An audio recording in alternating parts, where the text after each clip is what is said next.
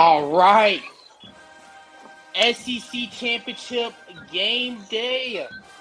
I'm going to put my phone. I don't know where to put my phone, to be honest with you. I'll put it right here. But welcome in. I'm joined alongside my co-host, Mr. Teddy G. I'm going to put it right here. How's it going, Teddy? Hey, it's going great. SEC Championship is Championship Saturday. Let's get at it. Let's get it, man. We did not think as LSU fans to be in the situation we are now. I know they blew it against Texas A&M, but we still got to be happy where we at right now. I mean, we're playing against the number one team in the country, ready to showcase what we have in store playing against them. So let's see what happens. I'm ready to have some fun. I think Georgia's beatable. It's just all depends on LSU if they're going to bring their A game or not. What do you think about that? Yeah, I think LSU has a good chance to have a good showing and possibly even win the game. Texas A&M, let's talk about that game a little bit. I think that they got healthier at the end of the year, which LSU didn't really understand, or the scouting report wasn't really out on, the quarterback coming back and the running back getting, all those yards and whatnot. And I think they kind of overlooked their opponent thinking about Georgia, but now Georgia is here. Georgia has not looked unbeatable as of late. In the SEC East, they haven't had to play Alabama. They haven't had to play some of the teams that we've had to play. And so, teams that they've played lately, they've looked human, right? So, I think LSU has a chance to actually win the game. Shots out to Southern University. They also are in the championship game with Jackson State University. I want to talk about the decision with Deion Sanders going to Colorado after a while. Not right now. But yeah, LSU most definitely has a chance to win. And I think it does mean something, even though they might not go to the playoffs, and Georgia still will go to the playoffs if they lose. I think it still means something because the biggest win that LSU got this year was the Alabama win, for the simple reason that there were several recruits at that game that chose to come to LSU because of that win. So in the next 5 to 7 years, I see two and a half, maybe 3 championships with the Bayou Bengals. The Bayou Bengals, indeed. And as you've seen it, transfer portal is going on right now. Hopefully, we get some of those Texas A&M players that were supposed to come here. They just went for the money at College Station. Now they're starting to transfer out. But it's phenomenal work. I just want to just give some praise to Brian Kelly and what he's able to do here. First season. After that Florida State game, it just seemed like everything was going to go to hell after that. Yep. I overreacted. A lot of people overreacted. You can go back to my post-game show after the Florida State loss. I was livid. I didn't doubt Brian Kelly. I just thought we were going to be in for a long season. That wasn't the case. Like you said, we beat Alabama. I was at that game. Game was awesome. Lost my voice. Rushed the field. And I want to bring up that game again because what we did that game is exactly what we need to do against Georgia today. We weren't too aggressive. We weren't too conservative against Alabama. We were aggressive. But Brian Kelly knew when to be conservative and when to protect the ball in order to win the game, what plays need to be called. We need to come ready, prepared. They weren't ready and prepared against A&M. Jimbo Fisher was trying to show what he has, trying to put everything he's got so he won't get fired from A&M. So, which I don't understand. He has a huge buyout. I mean, I kind of would want to get fired for that buyout Jimbo has. I think it was, what, $90,000 buyout, $1 million. But, you know, and Dion, we'll bring up Dion later, but I want to talk about that too. That's what he's able to do at Jackson State was phenomenal. Southern, with their new head coach first year, he did great. Coach Dooley did a great job at Southern this year. So there's a lot of things happening college football. And Tulane. I almost forgot. They're playing for a Cotton Bowl today. So we'll see how that goes. Shoot, man, Tulane might end up ranked higher than LSU after the day. Being honest with you, because if LSU loses and Tulane wins, Tulane gets a good win, they could probably end up in the top 12. So you have opportunity to see a local New Orleans program, and I think the coach from Tulane decided to stay at Tulane instead of going to Georgia Tech in the ACC. Which I think is a good decision, even though it's tough because you have to have the grades to go to Tulane. And so that kind of lessens your recruiting pool. So Tulane guys, full of smart guys and stuff like that, but smart guys can play football too, And Brian Kelly would know all about it, coaching at Notre Dame. For the past over a decade. Coach Willie Fitz, man, he's going to be a hot commodity if he keeps it rolling there in Green Wave Town in NOLA. He's done a phenomenal job there. This last year, they were what? Like they only had like 3 or 4 wins last year, Tulane, right? Yep. Which they showed promise last year. They almost beat Oklahoma last year. I just think I don't know what quite happened. I guess they had some injuries. They struggled. I'm not too sure.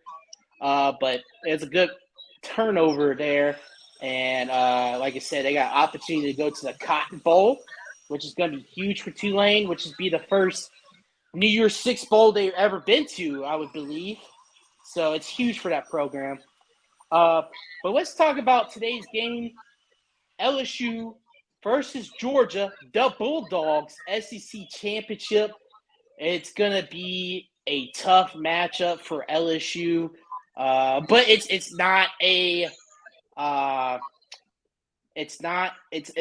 we can win if we want to. Listen, we can win, these conference championships games, they all kind of have the same theme lately. We know you, right? Like USC, Utah walked in their building and said, "You know what? We know you." I said, Kansas State, the K-State Wildcats.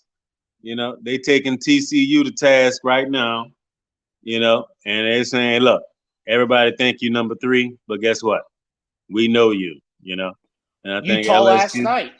And look, exactly. Utah took it to USC, got USC crying on the sideline, TCU, they trying to come back right now, but K-State, has got a good hold on them. I think LSU can go in there and kind of catch Georgia in a place where they feel like they already made the playoff and may not want to take some of them hits.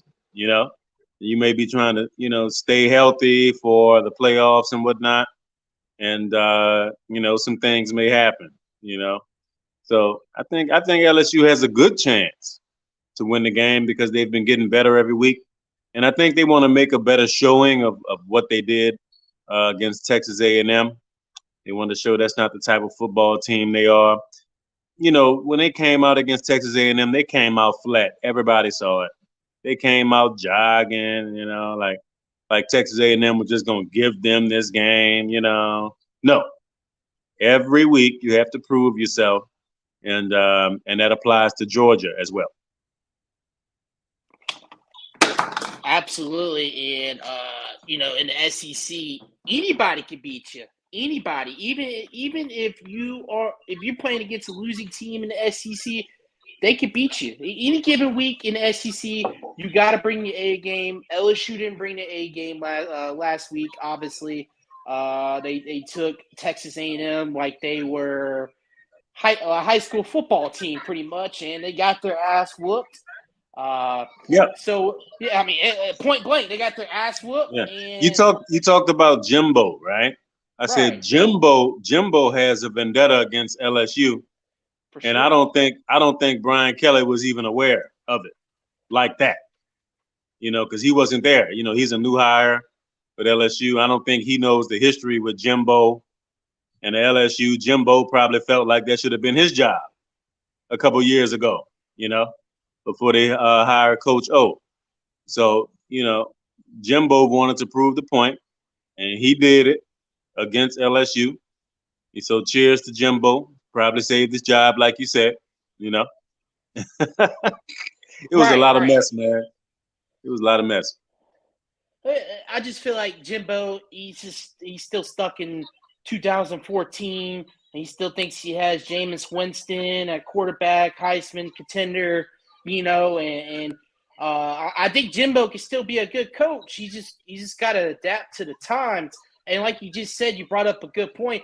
Not just Jimbo and LSU, just LSU at Texas A&M. Period. Because if you look at the past 9 meetings now, 9 years they've been in the SEC. I think that was their third win against us, I believe, third or fourth win.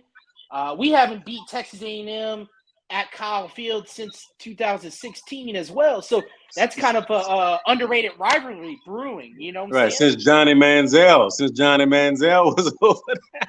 Right.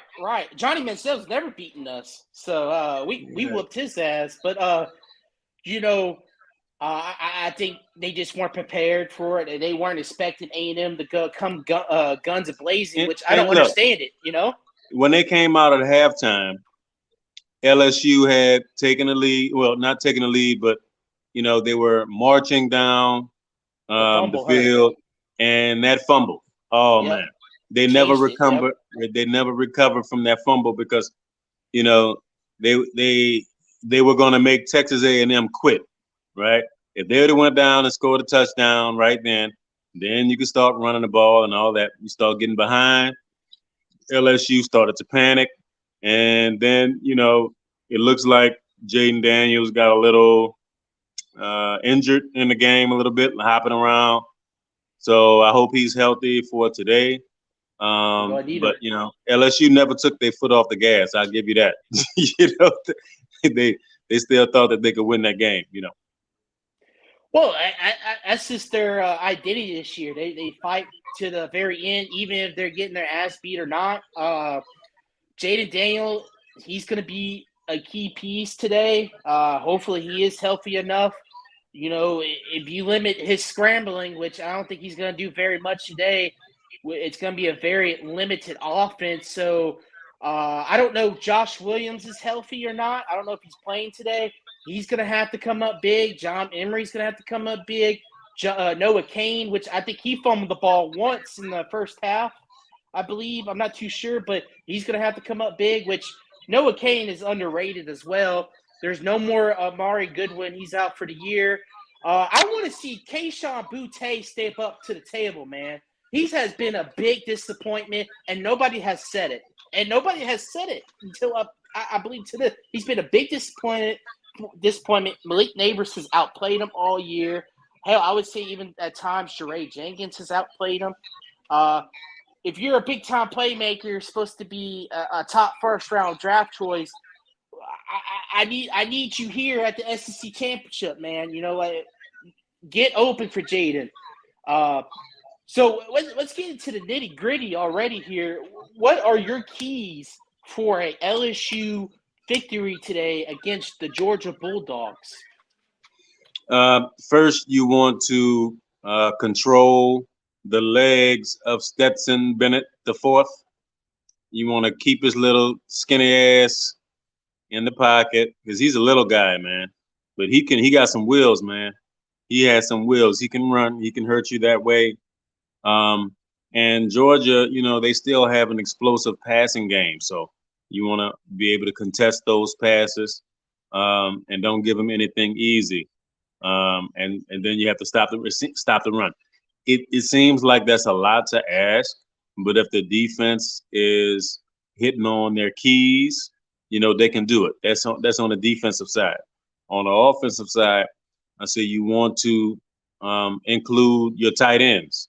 Georgia has a weakness. I said if you can get that tight end involved, mix it with the run game, and every now and again get a few explosive plays. I think that they'll stay in the game. Don't turn the ball over, and hopefully Jaden is healthy enough to get out of the pocket himself and run that dang ball. Because Jaden Daniels, he's fast. He's Randall Cunningham fast. Okay, so if he's healthy enough to do that, LSU can put some points up, and you're gonna need to put some points up because Georgia's gonna put some damn points up. For sure, and Jordan brings up a good point. Stop the run is key because that's their identity, running the ball. Georgia. He also brings up another good comment right here. Their tight ends are massive. They're a big part of their offense. Brock Bowers. You also have the other white boy. I can't pronounce his name. He's a wide receiver. He's pretty damn good too. Malaki or whatever. I don't know. I can't pronounce his name. Dude's badass. He's pretty good. And McIntosh, the running back, he's pretty good. He's a gangster. Yeah. So, I mean, and perfect timing, Shea Dixon just tweeted out, Josh Williams is dressed for the game. John Emery's ready to go. And Noah Cain's ready to go. So you will see all three running backs today.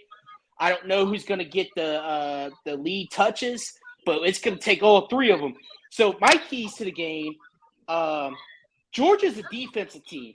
Their offense is predicated around their defense. That's why they like to run the ball. They like to control the game. That's what they did against Tennessee. With their explosive offense, they controlled the game. They kept them off the field with good defense, and they killed the clock with their rushing attack. I think in order for LSU to match what Georgia is doing, they're going to have to play lights out defense themselves. And they can't play like they did against A&M, giving up, over 200 yards rushing. That's going to be a huge no-no. So if you give up over 200 yards against Georgia, you're getting blown out. Simple as that. So Harold Parkins, he's going to have to come up with a turnover or two. And the defense is going to have to be lights out. I want to see Georgia pass it. I want to make Georgia pass the ball. They could beat you passing the ball, but I'm not scared of it. I think our secondary is able to handle their passing attack. They just need to stop the running game. And offensively, no turnovers. And you got to put points on the board when you can get it. And there's got to be a sense of urgency. Even if you're up, let's say LSU starts off early, you got to put the pedal all the way down the floor, and you cannot let up. Because, Georgia, Georgia's the real deal. Number one in the country, undefeated for a reason. They are beatable, but like I said, they're undefeated for a reason. We'll see what happens. Like you just said with the other championship games, those have been a shocker so far. Kansas State winning, and then you got Utah winning last night. So we'll see what happens. We definitely got a shot, but it's going to be hard. Obviously it's going to be the hardest game of the entire season. So we'll see what happens. Yep, that's about right. And I totally agree, Jordan. If we don't stop the run game, it is over because then they're going to start hitting you with them 50-yard haymakers. They're going to start hitting you with the 50-yard passes and whatnot. So LSU is a ball control team under Brian Kelly. This is not when we had Joe Burrow and we would hit them Jamar Chase 60-yard touchdowns.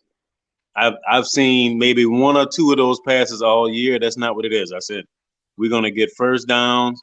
You're going to hold the ball, and then you can't make mistakes. When they played Alabama, they played mistake-free football. When they played Tennessee, it was mistake after mistake after mistake. And that's how they got their ass whipped against Tennessee. And that's how they beat Alabama, by playing mistake-free football. So if they're focused, I predict that the Tigers come out with a win today. If they're focused and they don't turn the ball over, if they don't turn the ball over one time, I believe the LSU Tigers can win this game. I absolutely agree. 0 turnovers, and you gotta contain their rushing attack, and you'll have a shot, like you just say, mistake free against Alabama. That's partially why we won. I did put a parlay out. Hopefully, I hit that. We'll see what happens. I wouldn't bet on Jaden Daniels though. If you putting, I did bet Jaden to have a rushing touchdown, but I wouldn't bet on any of his over under on his passing yards and his rushing yards. So you don't know how his ankle is. He was in a walking boot Monday, so Damn. we'll see what happens. Yeah, he is tough as has come. He's in a walking boot Monday, and he's going to play today. That's only 4 days. I mean, he was just in a walking boot the other day. So I mean, there's another quarterback though. Yeah, but you really think Nussmeier can do the job? I have more faith in Walker Howard than Nussmeier. Right. So I mean, and no offense to Nussmeier, I think he's a good quarterback. It's just, I just don't think he's going to end up transferring. Georgia, the Bulldogs will be on his ass all day if Nussmeier is back there.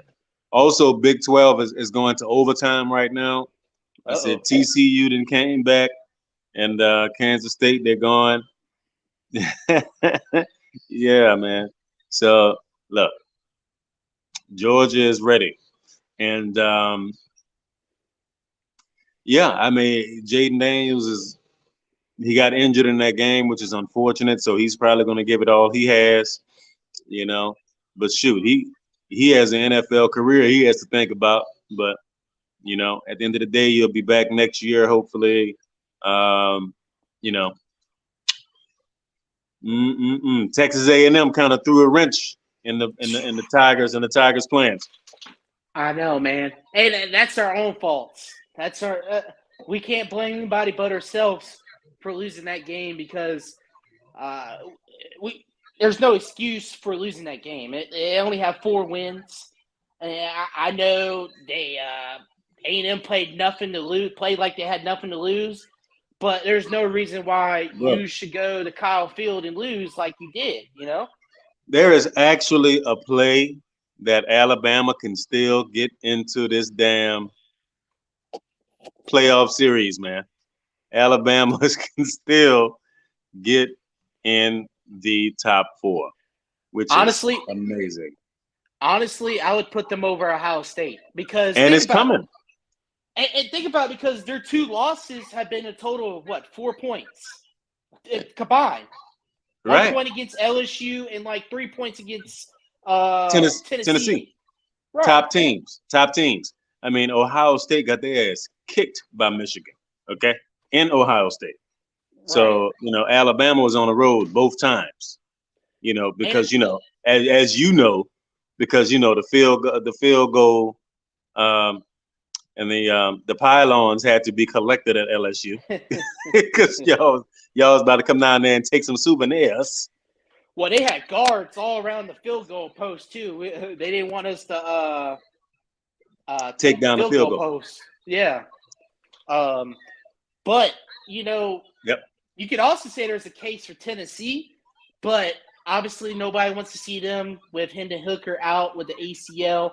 So I would say if they still had Hooker, you could have a case for Tennessee as well because, you know, they had the head-to-head not beat down, but they had the head-to-head win against Alabama. I know they got blown out by Carolina and Georgia, but still, you know, they came back and beat Vanderbilt, blew them out last week, and that was without Hendon Hooker. Hey, so shouts out to the USC Gamecocks, by the way. Shouts out to the USC Gamecocks. Their last two wins against Clemson And and Tennessee. Tennessee. Man, I said Spencer Rattler, bro. that's Beamer ball, baby. Beamer ball and Underrated coach. Spencer Rattler, baby. My niece goes to USC. Really? You know, yeah, she's a gamecock. You A know, Gamecock. yeah, and my wife, she loves the Gamecocks as well. She's from South Carolina, Hey, so South shouts Carolina. out to the Gamecocks. South Carolina is like an underrated atmosphere in college football. It's almost like a poor man's LSU. Like it went when South Carolina's good, that stadium is rolling, bro. South Carolina is no joke. And it looks like Beamer, man, he's a South Carolina guy.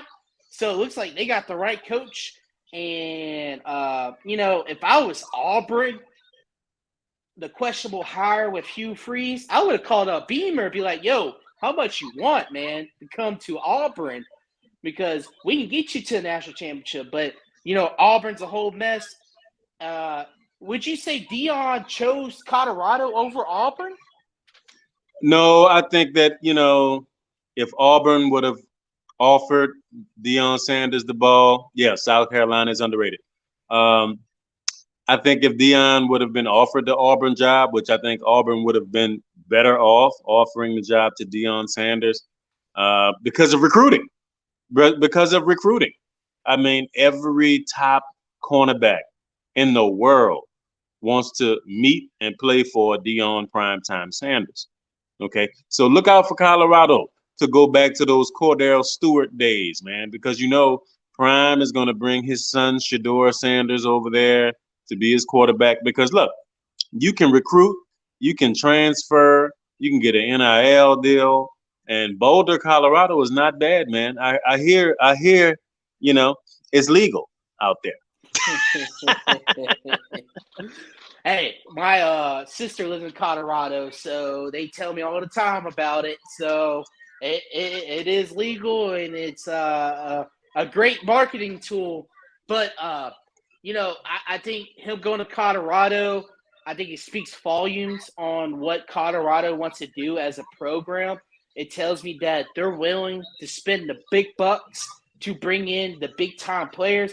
Dion's not worried about money. He's got money. As you see, he pretty much funded the entire Jackson State football program with his own Wait, paycheck. wait, well, he did get, and this is what I want to talk about because a lot of my friends, they are, oh shit, you know, Deion Sanders leaving, he's giving up on JSU and all that, that sucks. Man, listen, Jackson, Mississippi, they didn't even have water. Water, yeah.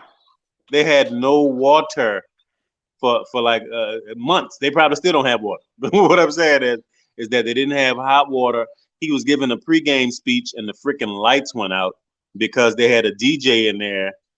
So it's like they don't even have enough power to have a DJ and a microphone on at the same time.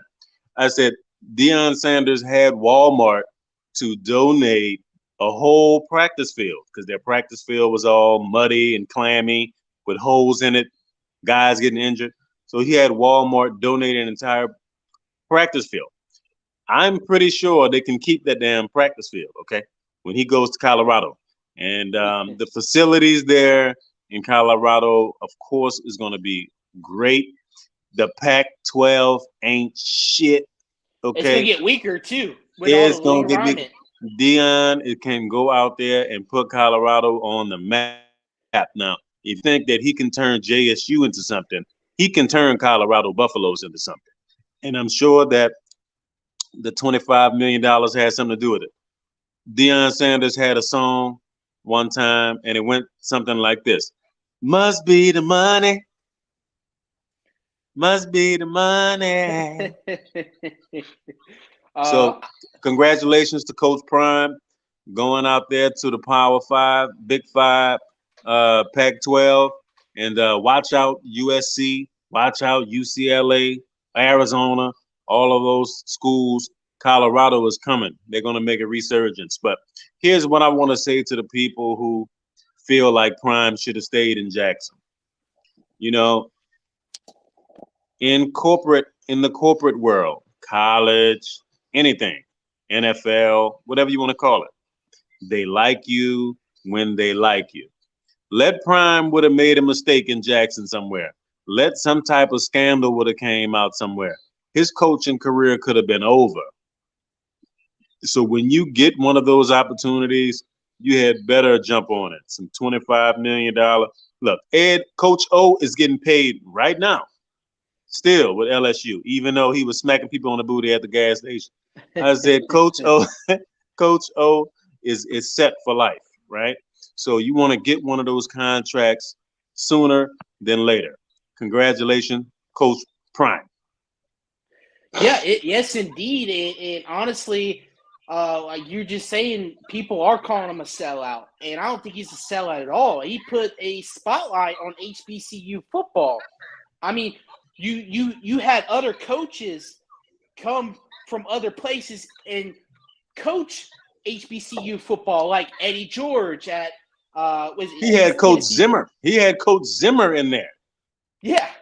So I mean, an NFL head coach in Jackson, Mississippi. Right. Kidding me?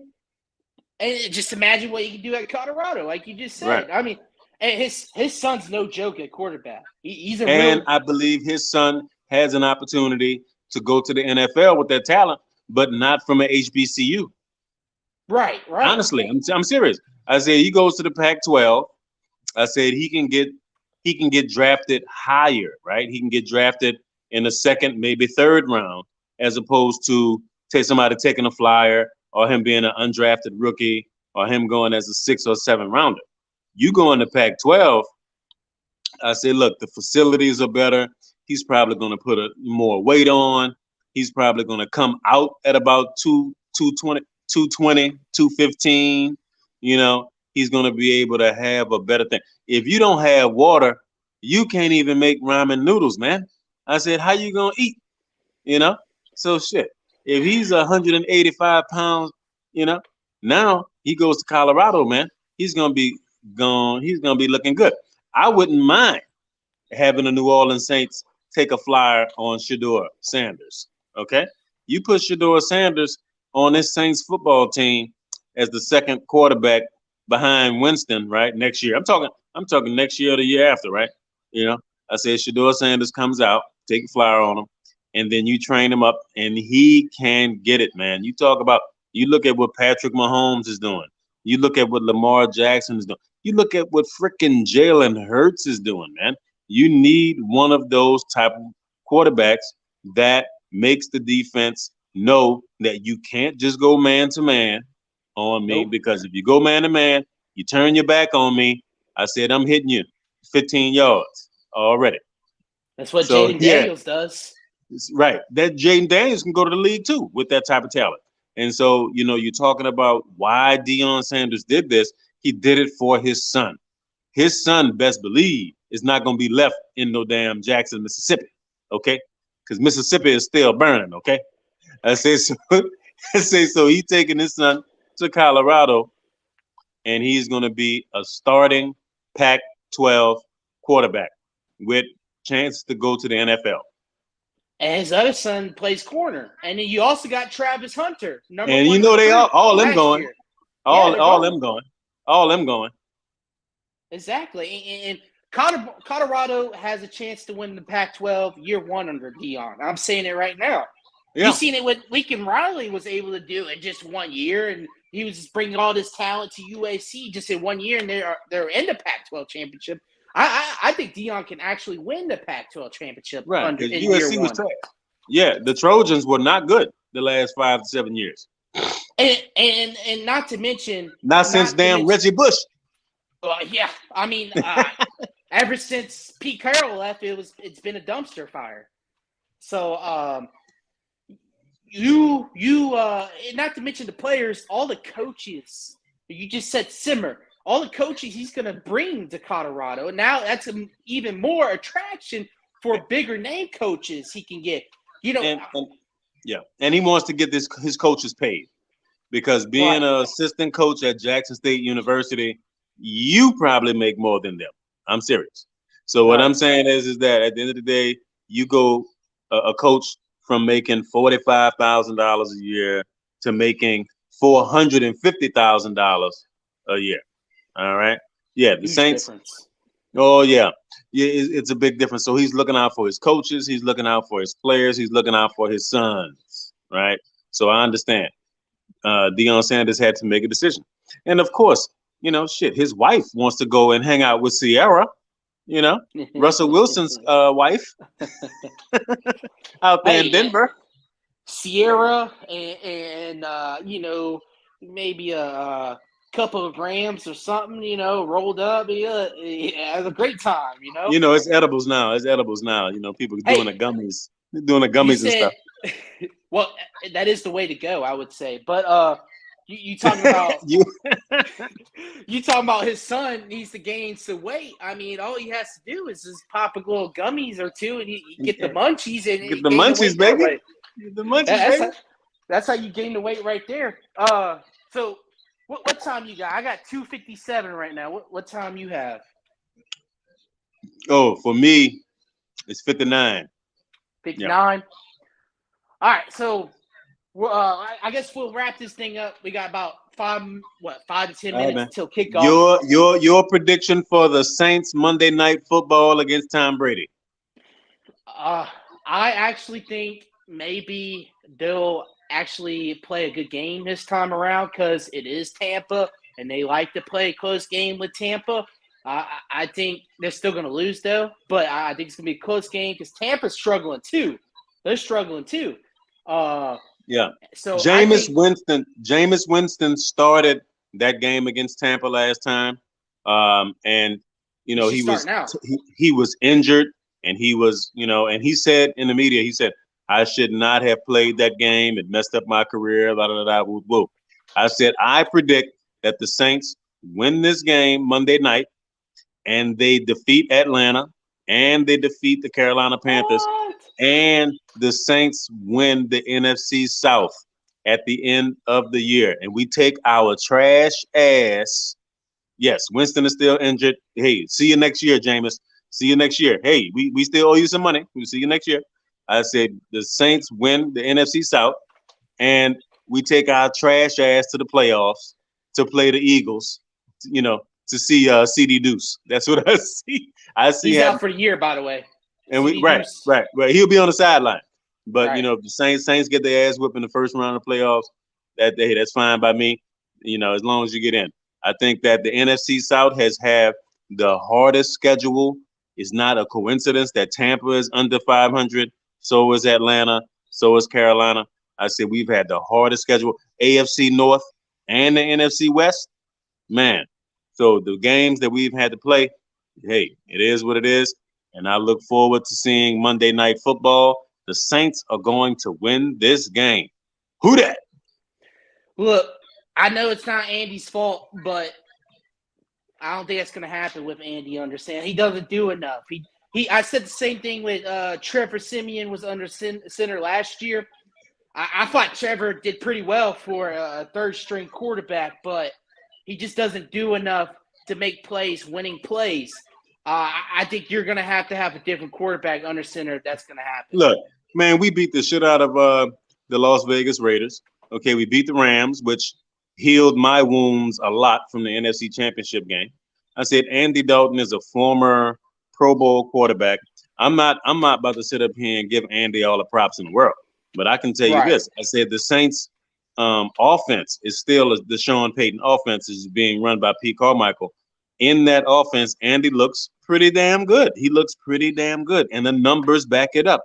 What I'm saying is that at the end of the day, San Francisco was the only team that I said, no, the Saints not going to be able to beat them, right? Or left on this schedule. Our schedule was hard as nails the first 12 weeks, okay? So now we're going to, beat Tampa Bay, go on his bye, right? And we're going to come out swinging, okay? So what I'm saying is that Andy Dalton finished the year, him and Taysom. And you got to understand, They Andy don't use Dalton is Taysom. not all that. Andy Dalton is Right. not all that. But with Taysom changing with Taysom changing the speed sometimes and running. When the Saints give Taysom the quarterback position for 10 plays or more, the Saints are undefeated. When Taysom Hill runs the ball 9 plus times actually, anytime more than 9 times, the Saints are undefeated. Period. Okay, so Andy Dalton is not doing it by himself. It's still a quarterback by committee, and Andy and Taysom together. Andy throwing it, Taysom running it. They can beat the damn Tampa Bay Buccaneers. San Francisco 49ers, that's a different story. Do you think they should have went for the field goal at the end of the game against the 49ers last week to stop the shutout? Or is that pussying out?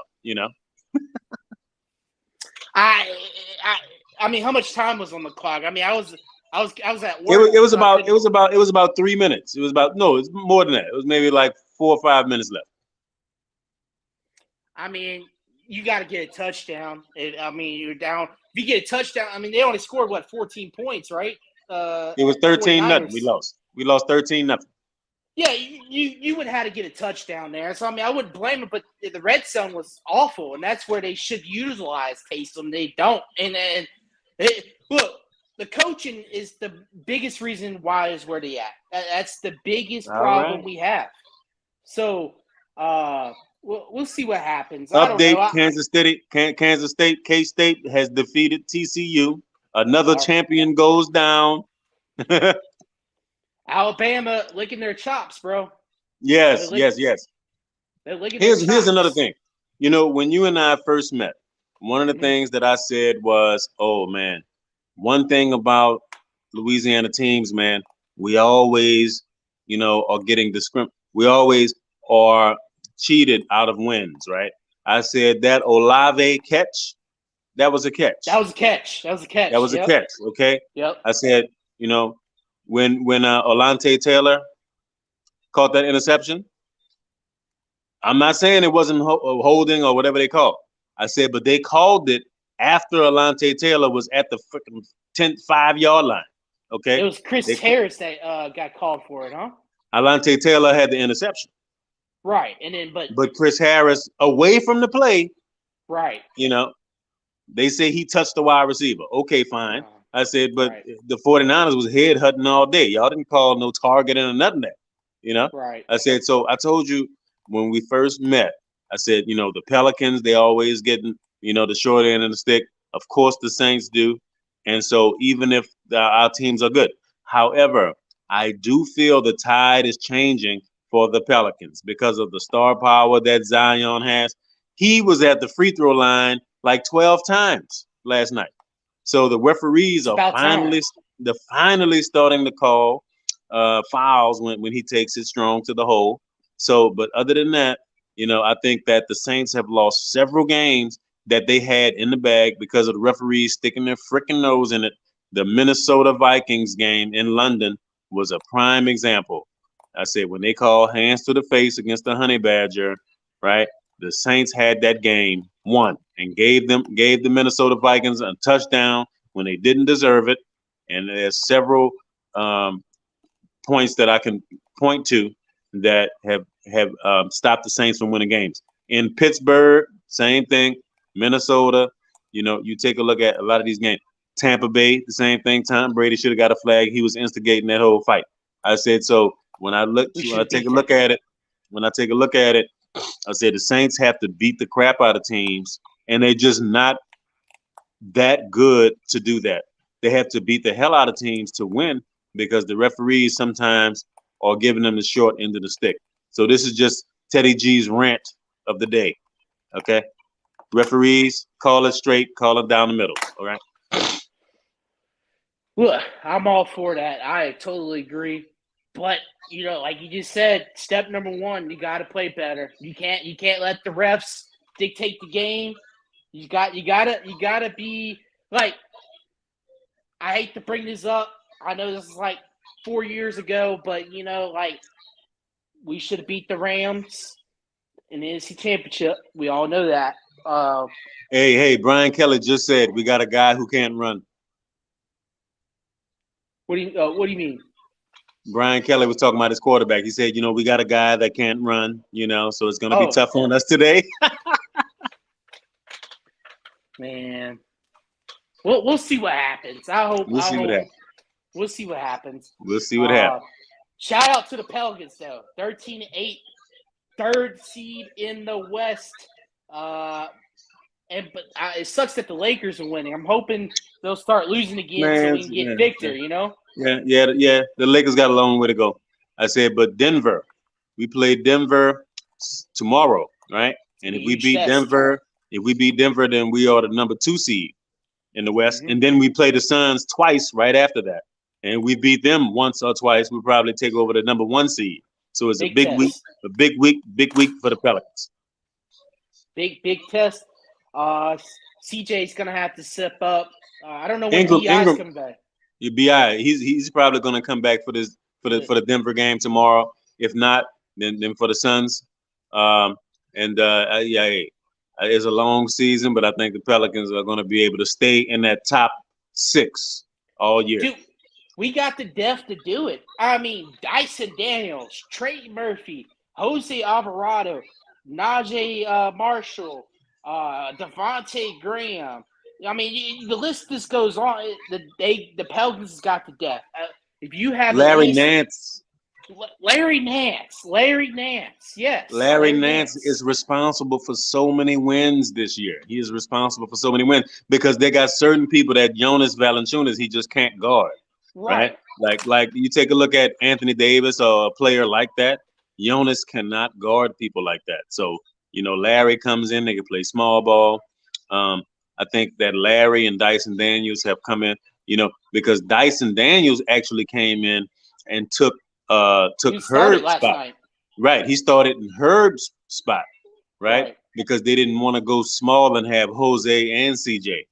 So they put Dyson in. And have you seen Dyson rebound the ball? He Dyson shit up, yeah. He be getting up there, man. Dyson Daniels is a dog, man. He's a real deal, and he reminds me of Lonzo Ball. Much better though, much better. Yeah, he can actually defend one-on-one. Lonzo Ball got too much credit defensively, and I think Lonzo Ball was a good team defender. But as far as one-on-one, I didn't think he's as great as everybody thought he was, and he's a better passer than Lonzo. Lonzo was a good passer in a sense where he had great ball placement. But the thing is, Lonzo doesn't attack the basket. He used to be a liability beyond the arc. Last year he was with us. He was great. We got Fred teaching boys how to shoot, man. Fred Fison, he deserves a head coaching job. He deserves a head coaching job somewhere, college or pros. Yeah. We'll see what happens. Kickoff's about to happen. Hey, that's a nice hat. Where'd you get that from? I got it at a gas station in New Orleans, man. This is the Pelican Fly Louisiana 504. I got it at a gas station. I got it at a gas station in Kenner, bruh. Kenner. That's where my grandma resides, in Kenner. Wait, well, thank you. Thank you for getting them to sign Dyson Daniels, man. I believe you. I believe you, George. But anyways, I think that's going to be it for Off the Dome for today. Hopefully, maybe we could do a post-game show Monday night. Yeah, this was our pregame SEC championship. Go Tigers! Go Tigers! Hopefully win. We'll catch y'all next time. Maybe Monday night. We'll see. All right.